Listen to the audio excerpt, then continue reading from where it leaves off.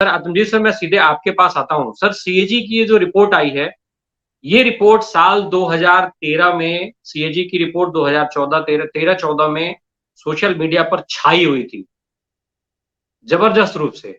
पर आज उसी सीएजी की रिपोर्ट को लेकर के खामोशी है। सर, महाभ्रष्टाचार पर ये मौन क्यों?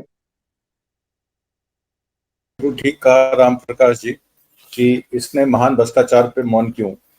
और ये रिपोर्ट जो ऑडिट है वो 2017 से लेकर और मार्च 2023 तक है। आपने 22 कहा था, मैं करेक्ट कर दूं, ये मार्च 2023 तक का जी, डेटा है। जी। इसमें सीएजी ने ऑडिट्स किए हैं स्टेट लेवल पे भी और नेशनल लेवल पे। खाली नेशनल लेवल के ऑडिट्स नहीं है, इसमें स्टेट लेवल के ऑडिट्स भी हैं। इसमें जो हमारी HAL कंपनी है जो विमानों के इंजन बनाती है, उसमें डिजाइन लैप्सेस को लेकर 189 करोड़ रुपए का नुकसान राजस्व को हुआ, इसमें सीएजी का खुलासा है। इसमें जो टोल रूल्स वायलेट हुए, सिर्फ 5 टोल का आकलन किया गया है, जिसमें पाया गया है 154 करोड़ रुपए का पैसा इकट्ठा किया गया है वाहन चालकों से। और उसको जो है वो जहां पे वो पैसा निर्धारित होना चाहिए था, जहां वो पैसा कलेक्ट होकर जाना चाहिए था, वहां वो नहीं गया। वो किन ठेकेदारों की जेब में गया है ये सरकार ही बता सकती है। NHAI को रेवेन्यू लॉस हुआ है 133.36 करोड़ रुपए का, क्योंकि उन्होंने सही अनुबंध तरीके से टोल प्लाजाओं के कॉन्ट्रैक्ट्स ठेकेदारों के साथ नहीं किए, रेवेन्यू शेयर एग्रीमेंट नहीं किया, उसका 133.36 करोड़ रुपए का नुकसान हुआ है।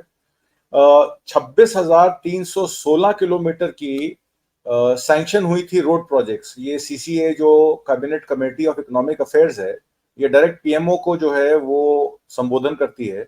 इन्होंने 26,316 किलोमीटर के कॉन्ट्रैक्ट जो थे वो 34,800 किलोमीटर के कॉन्ट्रैक्ट दिए थे 5,35,000 करोड़ के। और उसके अगेंस्ट खाली 26,316 किलोमीटर की सड़क बनी है 8,46,588 करोड़ रुपए। मतलब कहने का है कि कम सड़क बनी, 8,000 किलोमीटर कम सड़क बनी और 3 लाख करोड़ रुपए का एक्स्ट्रा पैसा खर्चा हुआ। उसका पर किलोमीटर कॉस्ट जो उन्होंने आकला था 15.37 करोड़ रुपए किलोमीटर, वो बढ़कर हो गया 32.17 करोड़ रुपए किलोमीटर। और अभी तक 13,489 किलोमीटर का नेशनल हाईवे प्रोजेक्ट इनकम्प्लीट है। 31 मार्च 2023 तक की मैं आपसे बात कर रहा हूं। मतलब कि 39% जो लेंथ कम अप्रूव हुई थी, उसका डाइवर्जन ऑफ फंड भी हुआ है 3,598 करोड़ रुपए का।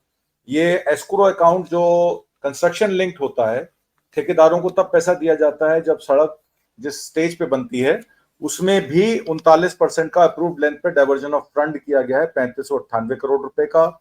आपके यूपी मेरठ और गाजियाबाद, मेरठ विकास प्राधिकरण में 200 करोड़ रुपए का नुकसान हुआ है। बिल्डरों को वहां पे जमीन आवंटन की गई बगैर किसी ऑडिट के। और गाजियाबाद में 300 करोड़ रुपए का नुकसान हुआ है डेवलपमेंट चार्जेस के नाम पे। और एक उप्पल चड्डा बिल्डर करके हैं, उनका 34.27 करोड़ रुपए का राजस्व का नुकसान हुआ है। उनके जो डेवलपमेंट चार्जेस होते हैं, एक्स्ट्रा डेवलपमेंट चार्जेस होते हैं, जो सड़क की जगह उनको दी जाती है या डेवलपमेंट करने की जगह दी जाती है, उसमें उनसे पैसा ना वसूली करके। और 25.67 करोड़ रुपए का डिफॉल्टर हुआ है। जो ऑक्शन में जमीनें उठाई गई, आवंटन हुए, उसमें जो पैसे नहीं दे पाए, उत्तर प्रदेश का 25.67 करोड़ रुपए का ये नुकसान हुआ है। और ऑक्शन का ऑडिट जो सीएजी ने स्टेट लेवल पे किया है, उसमें जितनी भी सरकारी जमीनों ऑक्शन में गई हैं, उसमें 147.60 मतलब करीब 150 करोड़ रुपए का ऑक्शन लॉस भी हुआ है। इसके अलावा ओल्ड एज पेंशन स्कीम को नेशनल सोशल असिस्टेंस जो है वो देखती है, उसका भी पैसा जो है वो अलग जगह डाइवर्ट किया गया है। और जो 2 करोड़ बच्चों को मिड डे मील दिए जाते हैं, सीएजी ऑडिट में ये पाया गया है कि यूपी बेसिक एजुकेशन जो बेसिक शिक्षा विभाग है, उसमें करीब 30 करोड़ रुपए का मिड डे मील का पैसा जो है वो अफसरों द्वारा या वहां के अधिकारियों द्वारा उसको डाइवर्ट करके किसी और पर्पस के लिए यूज किया गया है। ये तो मोटा मोटा मैंने आपको बताया। इसमें आगे जब हम बढ़ेंगे तो मैं आपको आयुष्मान भारत का, इनका नेशनल हाईवे प्रोजेक्ट का, और विस्तार से मैं आपको अयोध्या डेवलपमेंट प्रोजेक्ट की भी बात करूंगा। अयोध्या में स्वदेश दर्शन स्कीम जो जनवरी 2015 में शुरू हुई थी, उसका ऑडिट मार्च 2022 तक का हुआ है। रामायण सर्किट की ये थी, इसमें चित्रकूट, अयोध्या और श्रृंगवरपुरम में डेवलपमेंट होना था। इसमें कहा जाता है कि 6 प्रोजेक्ट में जो 19.73 करोड़ रुपए कॉन्ट्रैक्टर्स के लिए दिए गए, इसमें अयोध्या था, गोवा में सेकुरमगवाडा जेल था, हिमालय सर्किट हिमाचल प्रदेश था, हेरिटेज सर्किट तेलंगाना था, और सिक्किम का रंगपो सिक्किम था, और बुद्धिस्ट सर्किट जो है मध्य प्रदेश का था। इसमें यूपी की जो राजकीय निर्माण निगम है, उनको परफॉर्मेंस गारंटी पे 5% की कॉन्ट्रैक्ट देना था। 62.17% की कॉन्ट्रैक्ट गारंटी थी, जिसमें बिल्डरों को तकरीबन 3 करोड़ 11 लाख रुपए जमा कराने थे। उसमें भी बिल्डरों ने खाली 1 करोड़ 86 लाख रुपए जमा कराए सितंबर 2021 तक। और अयोध्या में 8 करोड़ 22 लाख का वेस्टफुल एक्सपेंडिचर हुआ है, जिसमें गुप्ता घाट का 57.73 लाख एक्सेस पेड है, और 6 करोड़ 7 लाख रुपए इनकरेक्ट कॉस्ट असेसमेंट हुई थी, जिसमें 3 करोड़ 98 लाख रुपए रिलीज हो गए। इरिगेशन डिपार्टमेंट का उसमें 1 करोड़ 18 लाख रुपए है, और यूपी निगम का जो है 2 करोड़ 80 लाख रुपए है। तो इस तरीके के कई घोटाले जो सीएजी ने अब सामने पब्लिक के रख दिए हैं। आपको याद होगा 2014 में जब कोल स्कैम में और जब 2G 3G स्कैम में एक नोशनल लॉस की वैल्यू आई थी, विनोद राय जी ने दी थी, तो उस समय इंडिया अगेंस्ट करप्शन खड़ा किया गया, और उसमें यह बताया गया कि सरकार भ्रष्ट है, उसको तुरंत प्रभाव से बदल जाना चाहिए। और अब तो आयुष्मान भारत को लेकर, रोड प्रोजेक्ट्स को लेकर, अयोध्या के रामायण सर्किट के डेवलपमेंट प्रोजेक्ट को लेकर, पेंशन के प्रोजेक्ट को लेकर और हेल्थ प्रोजेक्ट्स को लेकर जिस तरह के खुलासे आ रहे हैं, और उत्तर प्रदेश और दिल्ली की सरकार इसमें बिल्कुल क्रस्त है। तो अब ये क्या जवाब देंगे? अमित मालवीय जी ने एक बहुत बड़ा आर्टिकल आज ट्विटर पे लिखा, और उन्होंने कहा कि ये नेशनल हाईवे प्रोजेक्ट्स पे हमको जो हाईवे बनाना था, उसमें हमने 14 लेन कैरेजवे में 8 लेन कैरेजवे को एलिवेटेड किया। इस वजह से कॉस्ट जो है हमारी 250 करोड़ रुपए पहुंच गई 18 करोड़ रुपए किलोमीटर से। और उन्होंने ये भी सफाई दी कि हम क्योंकि डीकंजेशन करना चाह रहे थे नेशनल हाईवे 48 का, पर सीएजी का ये कहना है कि इसमें जो भी जो भी प्रोजेक्ट दिए जाते हैं, उससे पहले जो डीपीआर रिपोर्ट होती है, वो डीपीआर रिपोर्ट ठीक से नहीं बनाई गई, उसका आकलन ठीक से नहीं किया गया। 90 मीटर की सड़क जब हरियाणा सरकार ने ऑलरेडी नेशनल हाईवे अथॉरिटी को दे दी थी, उसमें आराम से 6 लेन ग्रिड, मतलब सड़क पे जैसे नेशनल हाईवे 48 है दिल्ली गुड़गांव रोड, वैसे बनाया जा सकता था। पर ये एलिवेटेड हाईवे करके उसकी प्रोजेक्ट कॉस्ट को 1300% इंक्रीज करना, ये कहां तक सही है? तो ठेकेदारों को बेनिफिट पहुंचाना, ठेकेदारों से पैसा लेना। मध्य प्रदेश में आपने देखा प्रियंका गांधी ने कहा कि 50% कमीशन जब तक ठेकेदारों को। आदमी सर, मैं लौटता हूं उस बात पे जो हाईवे के खेल की हम लोग बात कर रहे थे, हाईवे और आयुष्मान का जो डेटा, जिस डेटा की बात कर रहे थे, आप वो आप में दे सकते हम लोग? जी, मैं बस राजा राम जी की बात में 2 चीजें बढ़ाना चाहता हूँ। अमित शाह जी ने कहा 49.5 करोड़ अकाउंट जनधन खोले गए, जिसमें 28 लाख करोड़ रुपया भेजा गया। मैं तो कहता हूं कि ये 2.5 लाख करोड़ रुपए किसानों का तो भूल जाइए, जो 3.5 करोड़ किसानों को दिया जा रहा है। स्टार्टिंग हुई थी 14.5 करोड़ किसानों की, और लास्ट में 3.5 करोड़ किसानों को दिया गया। उसमें भी आधार कार्ड लिंक करो और ये करो वो करो। वो 28 लाख करोड़ जो जनधन अकाउंट में गए हैं, अगर उन जनधन अकाउंट का ऑडिट हो जाए तो उसमें 50% से 60% अकाउंट आपको गलत मिलेंगे, फ्रॉड मिलेंगे। वो पैसा रीरूट होके और उन्हीं अधिकारियों के पास आया है जिन्होंने जनधन अकाउंट का पैसा भेजा है। तो ये तो हो गई एक बात। दूसरी बात जो आपने हाईवे की करी, हाईवे में जो कंस्ट्रक्शन डेट थी 2014 में, जैसे जिगर दोषी जी ने बताया कि 50 लाख करोड़ रुपए हम कर्जे में थे, और 156 लाख करोड़ रुपए कर्जे में है। तो कंस्ट्रक्शन डेट भी जो 23,797 करोड़ थी 2014 में, वो 2023 में 3,43,000 करोड़ हो गई। 1300% का इजाफा है। और उसमें जो आपकी इकोनॉमिक अफेयर्स की कैबिनेट कमेटी है, उन्होंने 75.62 लेंथ जो है वो अप्रूव की थी, और उसमें फाइनेंशियल आउटले जो है वो ऑलरेडी 158% हो गया। मतलब 25% काम लेस हुआ है, और 1.5 गुना जो है पैसा सैंक्शन कर दिया जा चुका है। ये तो रही बात मार्च 31 2013 की। और सिविल कॉस्ट जो सीसीए ने अप्रूव की थी वो थी 13.98 करोड़ रुपए पर किलोमीटर, और उसका जो ऑडिट होके जो फिगर आई है सीएजी की, वो आई है 89 करोड़ रुपए किलोमीटर, तो डबल से भी ज्यादा जो है वो खर्चा हुआ है। और प्री अप्रूव्ड कंस्ट्रक्शन कॉस्ट जो है वो 1,39,000 करोड़ रुपए किलोमीटर थी, जो बढ़कर 8,98,000 रुपए किलोमीटर हो गई।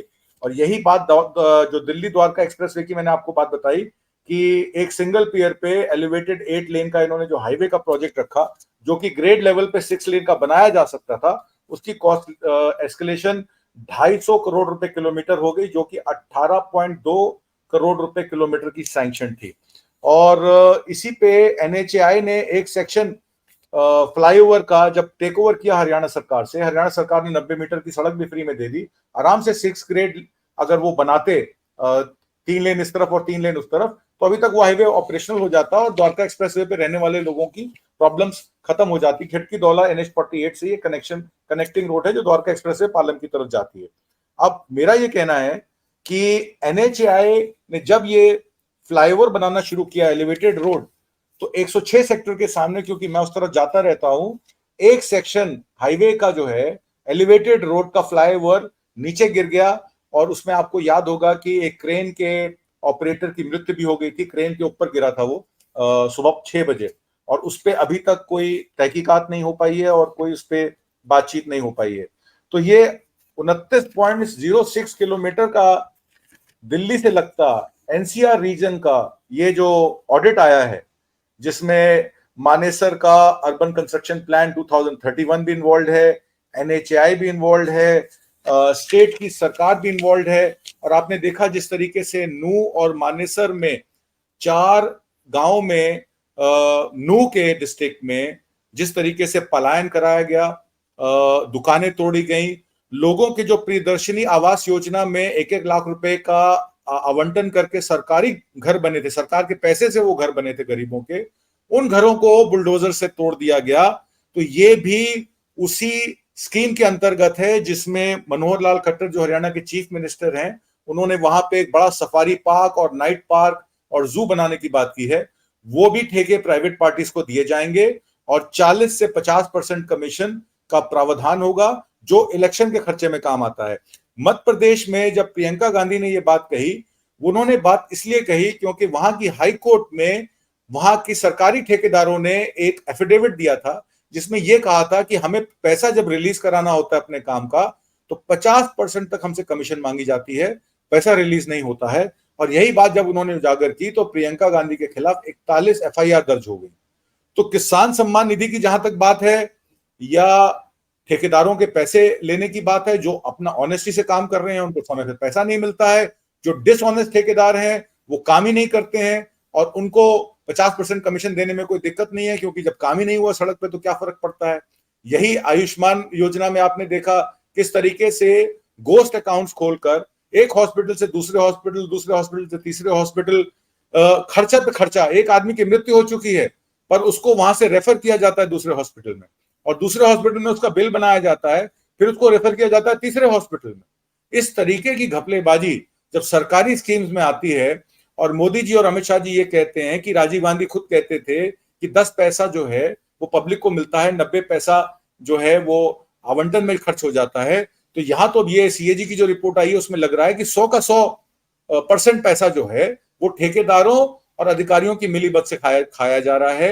आपके यूपी के चीफ मिनिस्टर भी इसमें संज्ञान लें और अपनी मिनिस्ट्री में पता करें, रूरल डेवलपमेंट में, मिड डे मील में और अयोध्या मामले में किस तरीके से ये जो सरकारी ठेकेदार हैं इनको कैसे फायदा पहुंचाया जा रहा है। और सरकार जो अपने आप को कहती है कि हमने करप्शन खत्म कर दिया, हमने परिवारवाद खत्म कर दिया, जब जय शाह बीसीसीआई के प्रेसिडेंट होते हैं, चेयरमैन होते हैं, जब अनुराग ठाकुर इस सरकार में मिनिस्टर होते हैं, जब राजनाथ सिंह के सपुत्र जो गौरक्षक दल के लोगों को और जो लोग हत्या के मामले में कोर्ट से बरी होते हैं या कोर्ट से जमानत पे होते हैं उनको जाके हार पहनाते हैं, तो ये किस परिवार की बात कर रहे हैं, ये किस डायनेस्टी की बात कर रहे हैं।